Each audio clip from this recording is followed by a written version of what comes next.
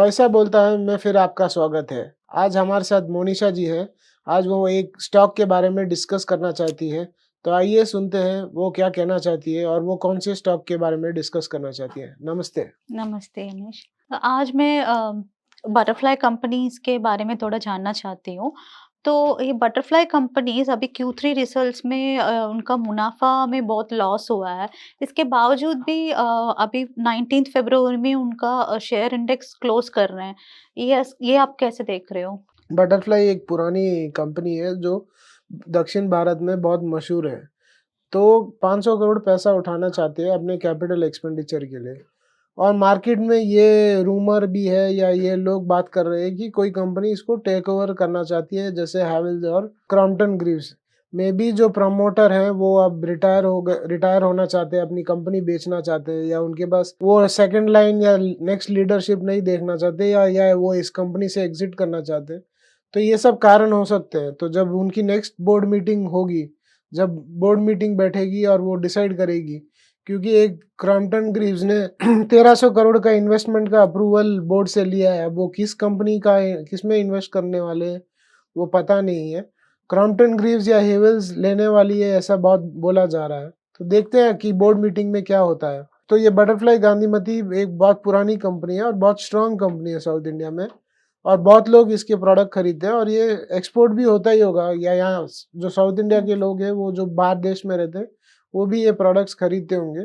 ऐसे ही दूसरा एक कंपनी दक्षिण भारत में है, वो प्रेस्टीज ग्रुप है, और जो पिजन ग्रुप भी है। तो ये दो तीन कंपनियां हैं जो साउथ इंडिया में बहुत, जो किचन अप्लायंसेस, स्टोव और ये सब बनाते हैं, कुकर, ये लोग बहुत प्रसिद्ध माने जाते हैं। तो देखते हैं आगे क्या होता है कि क्यों ट्रेडिंग विंडो क्लोज किया है। मुझे लगता है कि वो पैसा उठाने वाले हैं या कंपनी बेचने वाले, कोई नया प्रमोटर आने वाला है। तो ये सब अभी स्पेकुलेशन है। जब बोर्ड मीटिंग होगा तो ही पता चलेगा कि आखिर में होने वाला क्या है।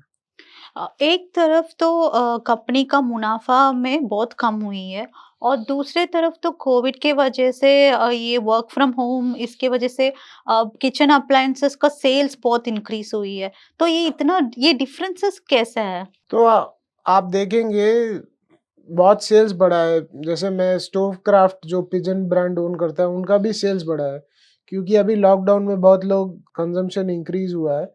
तो किचन अप्लायंसेस का भी डिमांड बढ़ा है, और क्योंकि रिपेयर भी नहीं करा सकते थे कहीं कहीं जगह, क्योंकि रिपेयर की दुकानें बंद थी, तो लोगों को नया प्रोडक्ट खरीदे।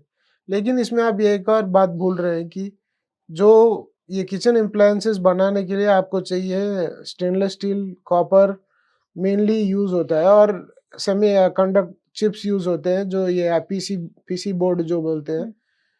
तो ये सब के दाम में इजाफा हुआ है, लेकिन इन्होंने इतना बढ़ाया नहीं, क्योंकि स्टोव क्राफ्ट ने क्लियरली बोला है कि हम आगे बढ़ाएंगे दाम, हमने अभी दाम नहीं बढ़ाया कंज्यूमर के लिए। तो सेम केस होगा कि बटरफ्लाई ने भी अपने कंज्यूमर्स के लिए दाम नहीं बढ़ाया, इसलिए उनका सेल्स बढ़ा है लेकिन मुनाफा कम हुआ है, क्योंकि जो रॉ मटेरियल जो यूज करते हैं अपने प्रोडक्ट्स बनाने के लिए, सबका दाम 30-40% बढ़ा है। लेकिन इन्होंने अपने कुकर और अप्लायंसेस के दाम उतने बढ़ाए नहीं। अगर वो बढ़ा दे तो मुनाफा आ जाता, वो मुनाफा आता। तो महंगाई उनके रॉ मटेरियल में आई है, उन्होंने वो अपने जो उनके एंड प्रोडक्ट में वो नहीं किया है। वो करेंगे तो वापस मुनाफा आ जाएगा। ये सब बहुत स्ट्रांग कंपनी है। ये सब ओवर थोड़े थोड़े देर में ये सब दाम बढ़ा देंगे और अपने मुनाफा जो पहले कमा रहे थे उसी पे वापस आ जाएंगे। एक तरफ बटरफ्लाई कंपनी अपना शेयर्स क्लोज कर रही है, दूसरी तरफ बटरफ्लाई कंपनी इंटरनेशनल मार्केट में प्ले करना भी चाहता है। तो ये कैसे पॉसिबल है? तो शेयर विंडो क्लोज करना और अंतरराष्ट्रीय मार्केट में जाना, ये दो अलग चीज है। ट्रेडिंग विंडो इसलिए क्लोज करते हैं क्योंकि वो कोई मेजर डिसीजन या कुछ लेना चाहते हैं, और ये डिसीजन लेने से वो ये नहीं चाहते कि शेयर का दाम ऊपर नीचे खूब कोई हो या कोई इसका फायदा उठाए। तो ये शेयर क्लोजर है। दूसरी तरफ उनका विजन है कि वो इंटरनेशनल मार्केट में जाते हैं। तो जो ये अप्लायंसेज है, जो भी बटरफ्लाई बनाती है, ये सब भारतीय ही इस्तेमाल करते हैं। जो भारतीय ही ये इस्तेमाल करते हैं। तो आज की तारीख में बहुत से भारतीय भारत के बाहर रहते हैं, तो ये सब वो उनको भी देना चाहते हैं। वो कैसे, अभी तक उन्होंने सोचा नहीं होगा, या अभी वो सोच रहे हैं कि ये सब बाहर जो भारतीय बाहर रह रहे हैं उनको भी बेच सकते हैं, क्योंकि उनका क्या कहते हैं, जो भारतीय उनको पता है बटरफ्लाई क्या, बटरफ्लाई ब्रांड जानते हैं, तो ये उस पे कैपिटलाइज करके बाहर भी बेचना चाहते हैं। तो ऑब्वियसली सक्सेसफुल होंगे, लेकिन मुझे ये नहीं लगता कि कोई विदेशी लोग या कोई फॉरेनर बटरफ्लाई के अप्लायंसेस खरीदेंगे। ब्रांड बनाने में बहुत टाइम लगता है। तो अगर ये बाहर जब जाएंगे तो इन्हें पहले जहाँ जहाँ भारतीय ज़्यादा रहते हैं वहाँ पे लॉन्च करना चाहिए, क्योंकि वहाँ पे सक्सेस आसानी से आएगा। और ये जैसे आपने कहा क्रॉम्पटन और भी कोई कंपनी है जो इसे टेक ओवर बटरफ्लाई कंपनी को टेक ओवर करना चाहता है। तो अगर ऐसे करने पर इसका इम्पैक्ट कैसा होगा? इसका असर कैसे लगेगी? शेयर होल्डर्स जो भी हैं उनके ऊपर इसका असर कैसे लगेगी? मुझे लगता है क्योंकि अगर ये ऐसा कुछ हो रहा है तो प्रमोटर को अच्छा दाम मिलेगा तो वही अपना शेयर बेचेगा, नहीं तो नहीं बेचेगा। और जो दाम पे प्रमोटर बेचेगा उसी दाम पे माइनॉरिटी शेयर होल्डर्स के लिए एक ओपन ऑफर आएगा। अगर फुल बाईबैक स्टेक बेचा जा रहा है तो माइनॉरिटी शेयर होल्डर्स के लिए भी एक ओपन ऑफर आएगा, उसमें वो टेंडर करेंगे। मुझे नहीं लगता ये मर्जर होने वाला है, ये आउटराइट बाई आउट होने वाला है। सो आउटराइट बाई आउट होने के समय जब प्रमोटर को भी पैसा मिलेगा तो माइनॉरिटी शेयर होल्डर्स के लिए भी ओपन ऑफर आएगा। और मुझे लगता है अगर ये सच हुआ तो अच्छा दाम मिलना चाहिए, क्योंकि इतना अच्छा ब्रांड, क्योंकि आजकल हम लोग ये जो ब्रांड का वैल्यू है ये बैलेंस शीट या प्रॉफिट एंड लॉस में नहीं आएगा।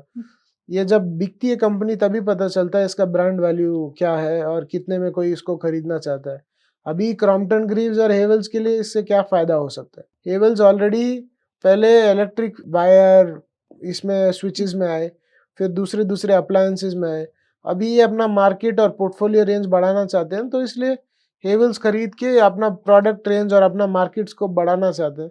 क्रॉम्पटन ग्रीव्स भी ऑलरेडी हाउस होल्ड इक्विपमेंट्स में है, जैसे लाइट है, फैन है, ट्यूबलाइट और बहुत सारे गीजर और ये सब में है। तो बटरफ्लाई खरीदा तो एक उनके लिए एक नया सेगमेंट खुल जाएगा। और बेसिकली दोनों ये चाहते हैं कि घर में कुछ भी इस्तेमाल हो, तो चाहे हेवल्स का हो या क्रॉम्पटन ग्रीव्स का, और उनके पास ऑलरेडी स्केल है। तो जब वो रॉ मटेरियल खरीदेंगे तो उनको और अच्छे दाम में मिलेगा, इसका मुनाफा अच्छा बढ़ सकता है। अब ये दोनों कंपनी खरीदने के बाद क्या बटरफ्लाई नाम जिंदा रखेंगे या इसे खत्म कर देंगे या रीब्रांड कर देंगे, ये जब होएगा कुछ तो पता लगेगा कि क्या स्ट्रैटेजी है किस कंपनी की। ओके।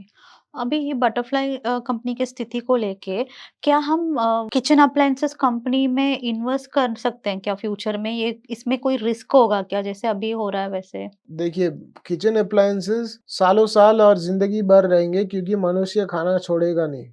और ये सब बहुत स्ट्रांग ब्रांड हो जाते हैं, एक बार ही स्ट्रांग ब्रांड बन जाते हैं, जैसे प्रेस्टीज, पिजन, बटरफ्लाई। किसी और का अंदर आना बहुत मुश्किल हो जाता है। तो जब जब इनके पास ये इतना स्ट्रांग ब्रांडिंग रहता है तो आप उनमें जरूर निवेश कर सकते हैं। वैल्यूएशन चाहे महंगे हो, लेकिन ये सब आप खुद सोच के समझ के या किसी रजिस्टर्ड एडवाइजर या सलाहकार से पता करके खुद इन्वेस्ट कीजिए। बट मेरे ख्याल से भारत में जैसे जैसे इकोनॉमी का ग्रोथ होगा, बढ़ावा होगा, तो इसका डिमांड और भी बढ़ेगा। पहले क्योंकि कुकर सब लोग यूज़ नहीं करते हैं, सब लोग मिक्सी यूज़ नहीं करते।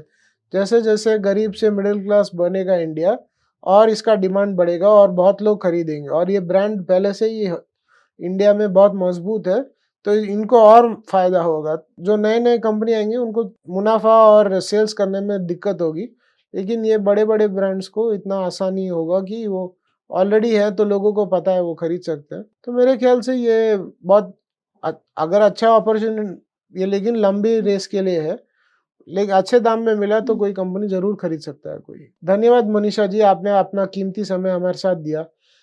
नमस्ते। धन्यवाद। दर्शकों, आपको अगर ये वीडियो पसंद आया हो तो सब्सक्राइब कीजिए, लाइक कीजिए, शेयर कीजिए और कमेंट कीजिए। जरूर अपने रिश्तेदारों, फ्रेंड्स और सबके साथ शेयर कीजिए। सब्सक्राइब करना जरूरी नहीं है, सब्सक्राइब करिए और उसके साथ जो ऊपर घंटी का नोटिफिकेशन आता है, घंटी का नोटिफिकेशन दबाएंगे तो अगली बार जब वीडियो आएगा तो वो वीडियो भी आप तक पहुंचेगा। मुझे लगता है कि आपको ये एपिसोड अच्छा लगे। Thank you. नमस्कार। मैंने अंग्रेजी में 3 पुस्तक लिखे हैं। ये सब स्टॉक मार्केट के बारे में है। मेरा पहला पुस्तक का नाम है ऑर्डिनरी स्टॉक एक्स्ट्राऑर्डिनरी प्रॉफिट्स। दूसरा अल्केमी ऑफ मनी नाम का basic fundamentals of stock market और मनी के बारे में मैंने दूसरा पुस्तक लिखा है। और तीसरा और final book all about mutual funds नाम का एक म्यूचुअल फंड्स के बारे में भी मैंने एक पुस्तक लिखा है। तीनों पुस्तक प्रिंट और किंडल में अवेलेबल हैं। जो किंडल में पढ़ना चाहें तो नीचे हुए लिंक को दबाने से वो सीधा अमेज़न की साइट में जाएगा। जिन को हार्ड कॉपी चाहिए वो नीचे दिए गए व्हाट्सएप नंबर में अपना फ़ोन नंबर और नाम भेजें तो हमारा टीम उनसे कांटेक्ट करेगा। धन्यवाद, नमस्कार, जय हिंद।